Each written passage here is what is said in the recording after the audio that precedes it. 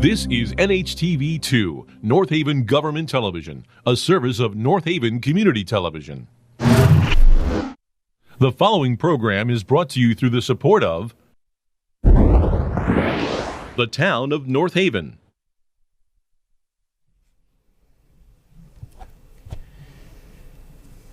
Good evening, everyone. Welcome to our Board of Selectmen meeting here in June, on June 3rd or 4th, I believe this is. I lost track of the days. June 3rd. I'm Mike Frieda, North Haven's first selectman, joined as always by our second selectman, Mr. William Piper, and our third select woman, Ms. Sally Boemi. Thank you for joining us, ladies and gentlemen. I'd like to call this meeting to order, and item number 2, let's stand for our Pledge of Allegiance. I pledge allegiance to the flag, the United States of America, and to the republic for which it stands, one nation, under God, indivisible, with liberty and justice for all. Thank you very much. I'd like to move to item number 3 and ask for the approval of the minutes of the Board of Selectmen meeting from May 6th. I'll make a motion to approve those minutes. I'll second Sally's approval. All right, we have a motion and we have a second. Any other discussion? Hearing none, we'll call for that vote. All those in favor? Aye. Item number 4 on the overview. I just have a couple of announcements I'd like to make. Just as a reminder to everybody, this Saturday, our Memorial Day Parade will commence, and it will start around 10:15 to 10:30, depending upon the parade's ability to organize the brigades down at Bailey Road. I want to also invite everyone to attend a 9 o'clock ceremony preceding the parade. We'll be on the green by the monuments with Post 76. Bill will be joining us, Sally will be with us, and we will be honoring a couple of people at that event, and we will be there, and I'd like to extend the invitation to each and every one of you to attend the ceremony on the green at 9 a.m. That is announcement number 1. Announcement number 2, I'd like to get back to in-person meetings, and I wanted to discuss this tonight briefly with Sally and Bill. My thought is we could start it as soon as July. We can do it as a hybrid type approach, invite people to come in person, but also have the ability for people to call in. The question is, do we do it in July or we do it in August? The governor has extended his executive order to include this type of format through the end of July. So I wanted to just get some feedback on that, what you'd like to see. I'd like to see it in July. I know that at the May meeting for the Fire Commission, they had in-person and public comment. So that was in, a couple of weeks ago. So I think this is long overdue. We've been talking about this. I've been bringing it up quite regularly, so I'm all in favor of July. Okay, Bill, your thought? I agree with Sally. I think, based on, what a great job the state of Connecticut, I think, in municipalities and everything that, like Val and everybody in your office has done to help people get vaccinated. Everybody here is vaccinated. I mean, just about everybody I know is vaccinated, so fully vaccinated, and there's increasing proof that, even no matter what, if you've been vaccinated, it provides a lot of protection. So, yes. All right. So July it is, Valerie. Okay. And let's be real here. This room is we never used to pack the house, right. So I think there's plenty of room for social distancing in the room, and of course we have the stickers on the doors now that say you don't need to wear a mask if you've been vaccinated. Yes. But so, people are on their honor. I would assume that if they're not vaccinated, they'll wear a mask. And of course, anyone's free to wear a mask. But I'm sure there are some of our fine citizens who are clamoring to get here and voice their opinions, concerns, and ask questions. So. And I'll do my best to space out the chairs. I'll push back the table. I'll separate things so that everybody's not that close to one another. Right. Very good. So we'll be opening back up public attendance at this meeting at the July Board of Selectmen meeting, And the reason I want to bring that up tonight, because it ties into another announcement, just a reminder, we will be opening up our concert series starting July 6th. So the Board of Selectmen meeting will be the 8th, I believe the date is, Valerie. So we're trying to open things back up, ladies and gentlemen. And where we are right now, we have about 73% of North Haven residents who have at least received 1 dose of vaccine. And we're at about 63 to 64% of people who've received 2 doses. So I anticipate that by July, those numbers will increase slightly. We do know that there will be a percentage of any population that decides not to get the vaccine, but with the statewide vaccine committee that I've sat on all these months, we had anticipated that all across Connecticut, 20 to 25% may choose not to receive the vaccine. But we're doing very well here in North Haven right now. So I think it's a good time to open things back up and get back to our normal existence. And I know everybody that I speak with, and it's quite a few people every day, every week, and every month, they would concur. Yeah. Okay, so our July meeting is July 1st. July 1st. You had said the 8th. It's the 1st, All right. isn't it? Or, It's July 1st. July 1st, yes. Yeah, That's, I thought the first Thursday was the 8th, but it's the 1st. First. Yeah, Very good, yeah. okay. Good catch. yeah, so, okay, so we're going to have in-person people on July 1st, so I can cross off one of my complaints. There, Okay, done. all right. But let me also state that every day is a good example, ladies and gentlemen, of what we've talked about before. We're in a perpetual public comment mode here. We've now up to 150 phone calls a day. Between the accessibility that I offer on Facebook and social media, we're answering questions every day. Emails flow in here. So what we see is that, yes, there are people that should be coming to these meetings, and they're welcome to come to ask questions. But what we see, a larger percentage of the people, if they have a question, they're going to pick up the phone and call us because they know we're here to answer the question, and they know we respond right away. Good example of that is today. I must have had 5 different messages on social media that I responded immediately to. Those are the people that don't want to wait a month to come in and ask a question.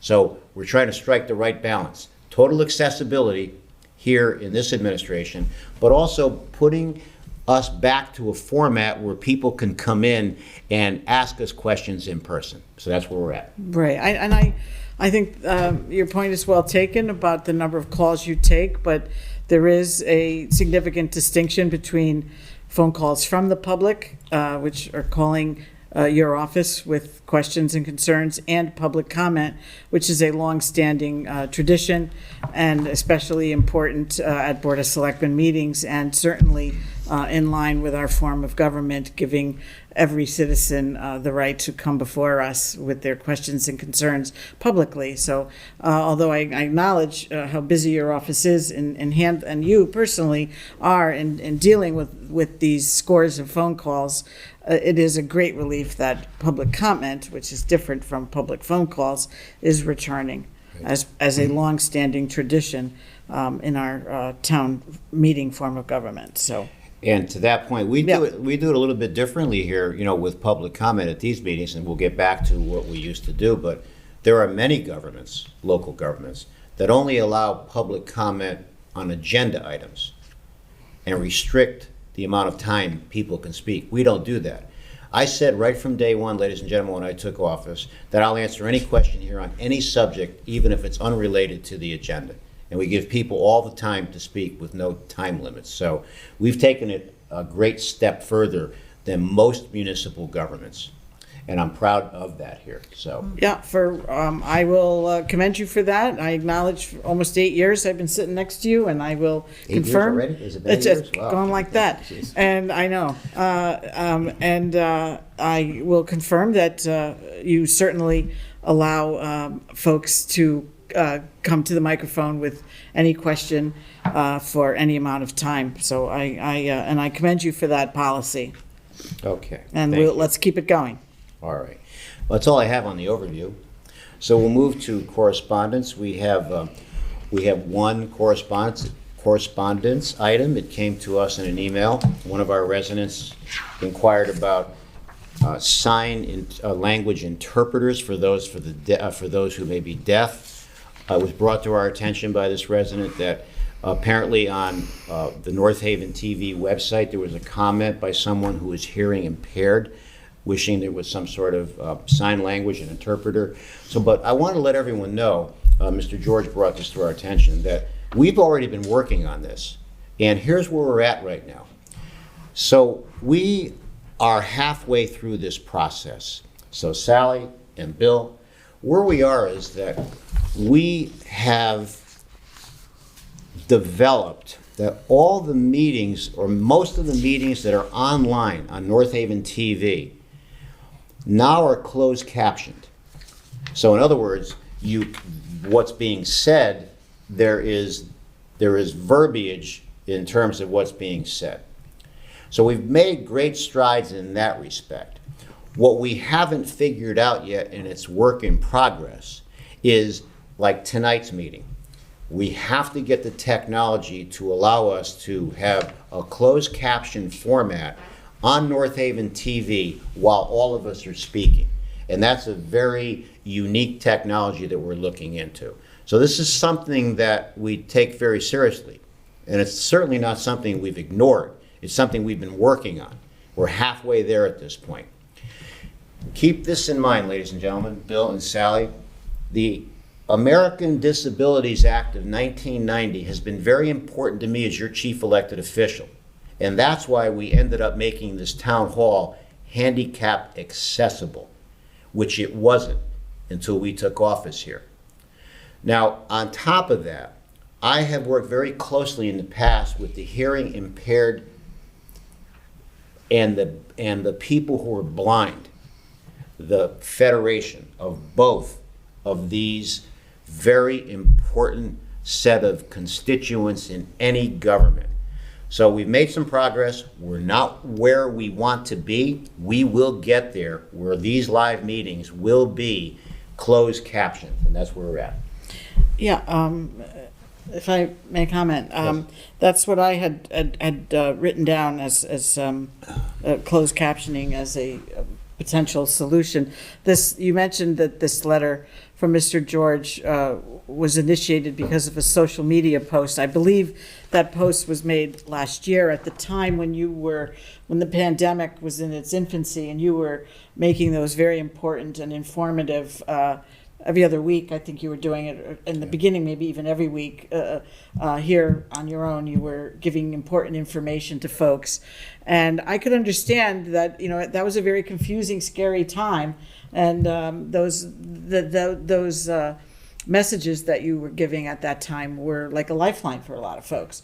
So that's, I think, what initiated this. And so in the letter, Mr. George asks for having an ASL interpreter at Board of Selectmen, Board of Finance, Fire Commission, Board of Ed, Police Commission meetings. I don't think that having a person as an interpreter is economically feasible, but I think the closed captioning at Board of Selectmen meetings is a great idea. And I also want to acknowledge that many times when you do your overview with a PowerPoint, much of what you're saying is on the screen and visible. And I think that is very helpful to the hearing impaired, that you present your overview in that format with a lot of important written materials, data, statistics, contact information, email addresses.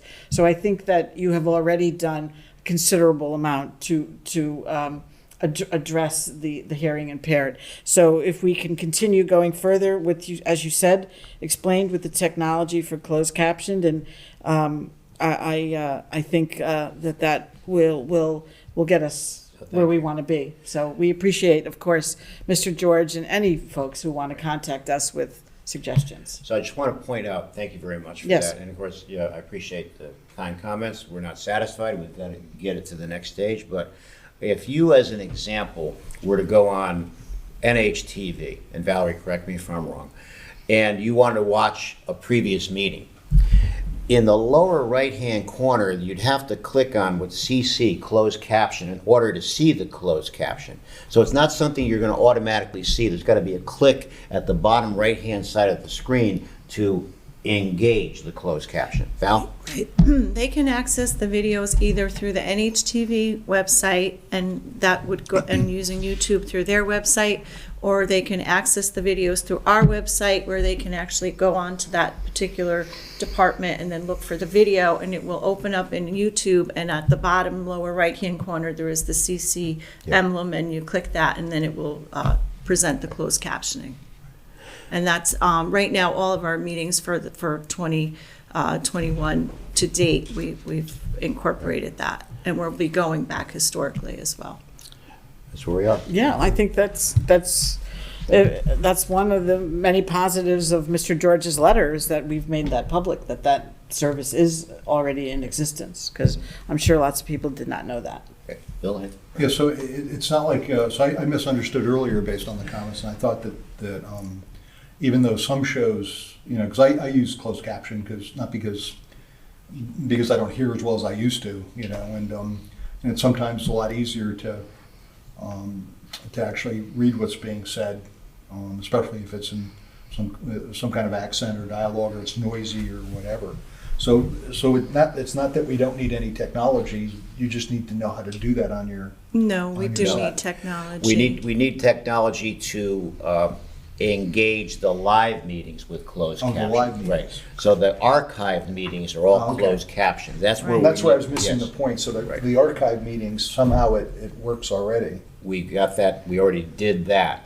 Now it's getting to the next stage and getting the To get the technology. live ones. Right, Exactly. it has There's to really be another incorporated into technology. NHTV's technology. So it's something that has to be purchased and has to be incorporated, and we're looking into that, but I believe it's expensive. But, ladies and gentlemen, it's going to happen. It's going to happen. That's a commitment that I'm making. So, all right. That would be great if they can do that, so. All right. So, Sally, I'm going to turn it over to you on item 6. Okay? Sure, we have to attend to the approval of the dates of the 2022 Board of Selectmen meetings. The meetings will be held on the first Thursday of each month at 7 p.m. in the upstairs conference room, number 1 of the Memorial Town Hall, 18 Church Street, North Haven. The dates are, and these are all 2022, January 6th, February 3rd, March 3rd, April 7th, May 5th, June 2nd, July 7th, August 4th, September 1st, October 6th, November 3rd, and December 1st. So I will make a motion, we do this by motion, for approval of those dates? Yeah, we can make a motion to approve. Well, I just did, okay. Yes. Okay. Valerie has a comment on this, but Sally has a motion to accept. I'll ask for a second. Then when we move into discussion, Valerie wanted to give us some information. Okay, sure. Bill, do we have a second? I'll second All right, Sally's so reading of the times. we're in the dates. discussion. Now, Val, you had some thoughts you wanted to share with us, Yeah, I okay? did, and this seems to be a good night for it, because we've got a late agenda, so we can enter into these conversations. I thought that it might be a time to consider among the board to possibly change the time of the Board of Selectmen meeting in light of everybody having long work days, and even members of the public who have to come out at 7 o'clock, and then they're waiting here till the end of the meeting, and sometimes our meetings could, when we have a heavy agenda, could go several hours, and our residents are here until sometimes after 9 or 9:30 in some cases. And in light of everyone's work schedule, I thought perhaps it might be time to entertain moving the time up a little bit. And I did a little research for you to consider from some of our surrounding towns to see what their times of their Board of Selectmen meeting was. And I would like to share that if you'd like to listen, just for discussion purposes. Nothing would please me more, Val. Okay. Well, Madison actually meets twice a month, and they meet 8 a.m. in the morning and 7 p.m. at night each month. Orange meets once a month at 5 p.m. Guilford meets twice a month, and that's at 8:30 a.m. and 1 p.m. I did not find any evening times for Guilford. Branford meets once a month at 6 p.m. Bethany is twice a month at 7, and Woodbridge is once a month at 5. So it seems that there's some, variation in the schedules of the time. And I just thought maybe for discussion purposes, the board might consider changing the time from 7 to 6. So Valerie's, that being said, what we're also wondering is if we move the meetings to 6, would we get more attendance? Because sometimes people get home, and they settle in, and maybe they don't want to come at 7 o'clock. So I guess I would never advocate a morning meeting or an afternoon meeting, because that goes against the transparency aspect of what we try to do here. But the question is, do we move to 6 o'clock? Does that help people come? And is that a deterrent? You mentioned earlier we don't get many people here at 7, or here to begin Well, with. you know, I would have no problem having them monthly at 6 o'clock. One thing we could do is hear from, we could approve this, we could modify the motion, changing it to 6, Yep. and we have a few months to hear from folks. Yep. And, you know, it may fit other folks' schedule better. Like you say, you know, if you get out of work at 5, you're home 5:30, you know, do you want to, you know, you settle in and you might say, I'm not going back out. Whereas, Sometimes I I think hear that's what from happens. people that Yeah. it's so, they say, oh my God, those meetings, sometimes they go, especially in the winter. They're like, oh my goodness, it's so late. yeah, yeah. So, yeah, I would, of course, change is always difficult. You know, we're going to have to really publicize this. And so otherwise folks are going to be getting late, coming here late and being, well, what happened? It's been 7 o'clock for years. I mean, years ago, Board of Selectmen meetings were in the morning, 11, I think. Thursdays. Yeah. Yeah, 11 o'clock in the morning on Right. Thursdays. That was in the olden days, in the 70s and 80s. So, you know, 6 o'clock would be fine with me. I don't like any of those morning times. You know No, me, no, Val. I know, but I don't- just was sharing I like it just for morning. informational Yeah, purposes. We would never do a morning meeting here. Yeah. That would disenfranchise the public, I Right. think. But Yeah, 6 yeah. o'clock, Definitely. 6 o'clock may be a Seems solution. reasonable. So I know we're still in discussion. It's coming back to Sally's point here, Bill. Here's what I would suggest. We don't start it next month.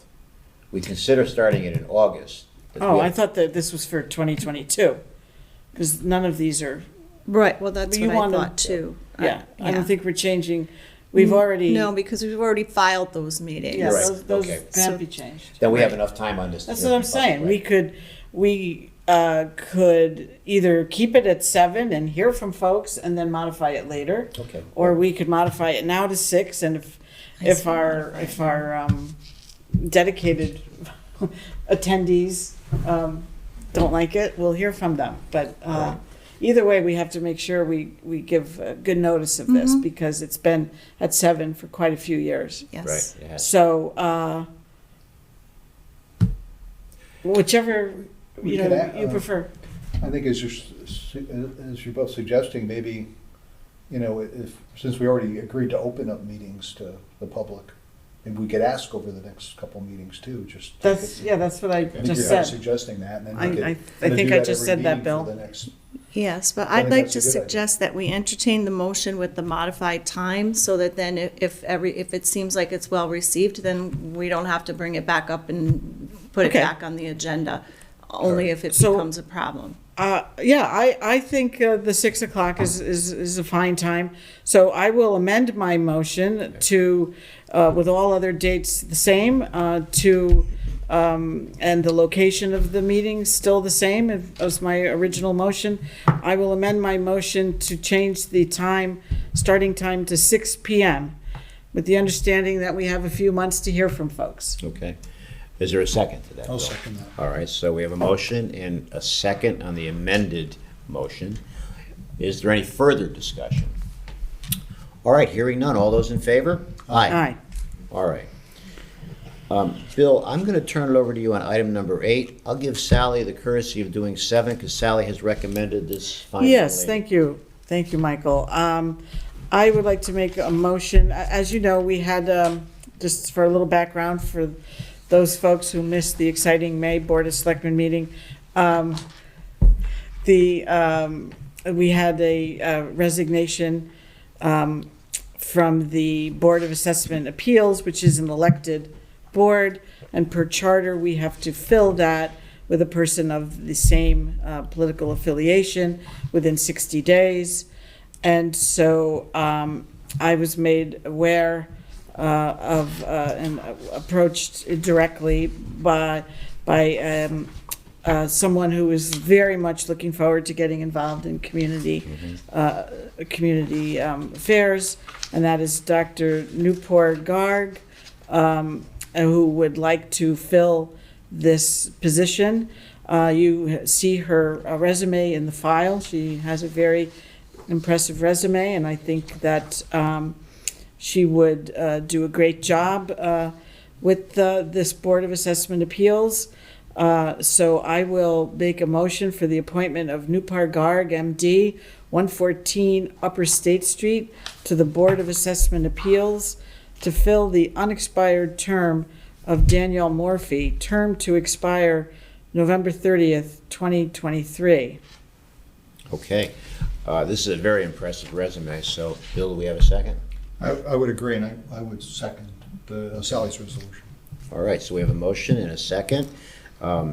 We appreciate Ms. Garg's ability to spend the time, your interest in joining this board, and I think that this fine individual would have been perfect also for community services with this Yes, background. I know, and she's expressed interest in those types of boards as well. I think she has a lot of expertise to offer the community, and she is a young person, and this board has a history of embracing young people who come forward to join the fold. So I could see Dr. Garg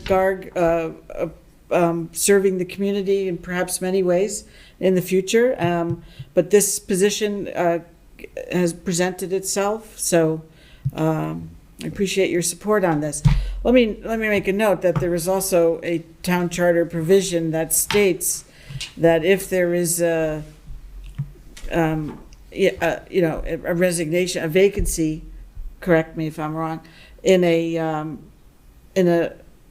elected board, and the term goes, and there's a municipal election before the term expires, it had the slot has to be on the ballot. And I confirmed that with the town clerk last week. So this spot will be on the ballot as an uncontested seat because there is a general municipal election prior to November 30th, 2023, which is this November of 2021. Right. So we're filling it, and then it will be filled out by that election in November. So All right, so that ends that discussion. So I think we could. all right. We have a motion. Bill, you give a second? Second. I support Dr. Garg, and thank you very much for coming forward. Sally, thanks. And Okay. call for that vote. All those in favor? Aye. Thank you. William, I'll turn it over to you. The next time on the agenda is property tax refunds. Nothing unusual. I'll make a motion to approve these property tax refunds. Second? All right, we have a motion and a second. Any other discussion? Hearing none, all those in favor? Aye. Aye. All right, we're at item number 9, and the next meeting is on Thursday, to Sally's point, July 1st, and that it's at 7 o'clock here at Memorial Town Hall. I thank you for your time, and next month we'll be having some further updates, but I think we're ready to entertain a motion to adjourn. Before that, I have a couple of really quick things. I know you want to go, Michael. We all do. I just wanted to remind everyone what Val reminded us of last month, the dedication ceremony this Monday on the green for the COVID victims. The tree Yes. planting is on the green at 5 o'clock. And I want to wish the North Haven baseball team well as they continue through the Class L state tournament. They're playing Saturday. Very exciting for Coach DeMeo and his team. So I wanted to wish them well. And I just wanted to ask you a really quick question, Michael. I'm sorry, but I saw this article in the paper yesterday, so I didn't have time to make it a budget item, but it was in yesterday's Register about the pilot program. And this coming budget for fiscal year 21-22, as you know, for the first time, we've had a very significant increase in our pilot line item for revenue. Pilot is payment in lieu of taxes, ladies and gentlemen, from the state of Connecticut that reimburses municipalities that have exempt properties for hospitals and universities, things like that. So, and we certainly had a major increase in our pilot, a 60% increase from about 666,000 to just over 1 million. It was the first significant increase in the pilot, again, in my almost 8 years here. And that was in response to what made me very happy, which was this past March, when the legislature passed legislation about the pilot. And so we increased our funding, our anticipated revenue. But this article says that it hasn't really been funded. Are you familiar with this? Are you concerned about this at all? So- And with your CCM connections, are you going to make me feel better? Because I didn't feel good after reading this. So here's what's happening, ladies Okay. and gentlemen. And I've actually been invited to a press conference tomorrow in New Haven on this very issue. So within the state of Connecticut, there are 2 points of view. One is the governor's, and one is Senator Looney, who is the architect of this tiered pilot program that kept everyone harmless in terms of losing money and increased the pilot for many municipalities, ourselves included. So there's a debate in Hartford. The governor would rather have it structured differently, where in the first year, the dollars are the same that all of our cities and towns have budgeted for, including our 400,000+ incremental amount this year. But under the governor's proposal, that he will like to phase it out or phase it down over the subsequent years, where the Senate and the House would rather have it just continue. So when Sally says it's not funded yet, there's no decision on which way it will go. But what we see is that it's going to be one of the 2 decisions. Either the governor will get what he would like, which for us in the first year, what's in the budget would remain the same. The million that we Right. budgeted for. Okay. But that would be on a declining basis in subsequent years. Okay. So this is a timely topic of discussion. Yeah. So I had a call from many of my colleagues, including the mayor of New Haven. Mike, you're chairman of the Council of Governments. We'd love to have you support what was the original intention of the bill to increase the pilot for municipalities on an ongoing basis. Not, in this case, what some in Hartford would like to do, is just have it as a 1-year increment and then cut it back every year. So that's why that says it's not funded. It hasn't been decided yet. Okay. That's where we're I at. mean, this article jumped out at me. I've been reading about, underfunded pilot for years. It's never really been fully funded, as the way I understand it. And having had some discussions with some folks up at OPM who administer the pilot, it's never been fully funded. So I've read articles on and off about, disputes about funding, not funding, how much funding for pilot. But it only caught my eye because this year we had such that significant increase, based on what I thought was a go. And so this sort of made me go, ugh. What are they doing here? They passed a law but didn't fund it. But so we'll this is a wait and see. So I'm not sure how it's going to go. okay. Well, that was the theme of the article. They weren't sure either. So I thought I'd ask you about it. So I appreciate very much you taking the time to Yes. discuss that with me. And with that, I will make a motion to adjourn. Okay, very good. Is there a second? I'll second. All right. Motion second. Any other discussion? Hearing none. All those in favor? Aye. Have a good night, everybody, and we'll see you next month. Thank you. The preceding program is brought to you in part through a grant from the town of North Haven.